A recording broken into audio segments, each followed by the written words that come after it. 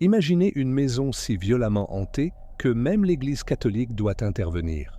C'est le cauchemar qu'a vécu la famille Smurl pendant 13 ans.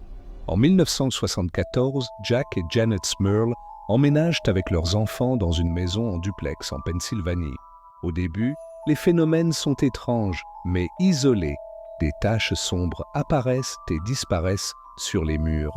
Les canalisations se mettent à fuir sans raison avant de s'arrêter net. Et une odeur nauséabonde, comme de la chair en décomposition, envahit la maison par vagues. Mais l'étrangeté laisse vite place à la terreur. La famille commence à entendre des bruits de pas dans les escaliers alors que personne ne s'y trouve, des chuchotements indistincts, puis des voix désincarnées qui les appellent par leur nom. Les appareils électriques s'allument et s'éteignent seuls. Rapidement, les manifestations deviennent physiques.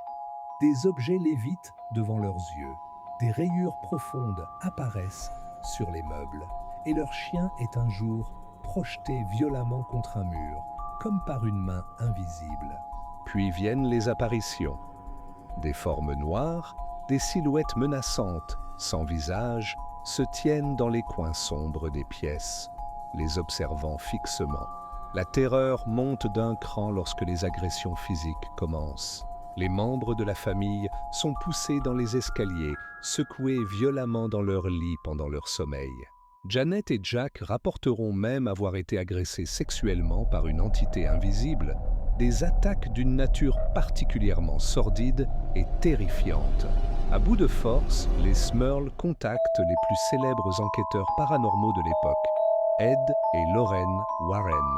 Après une enquête approfondie, leur diagnostic est sans appel.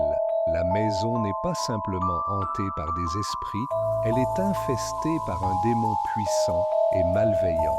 Les Warren organisent plusieurs séances de prière et de provocation pour tenter d'affaiblir l'entité. Face à la violence des phénomènes, l'Église catholique autorise finalement plusieurs exorcismes sur la maison, menés par le père McKenna.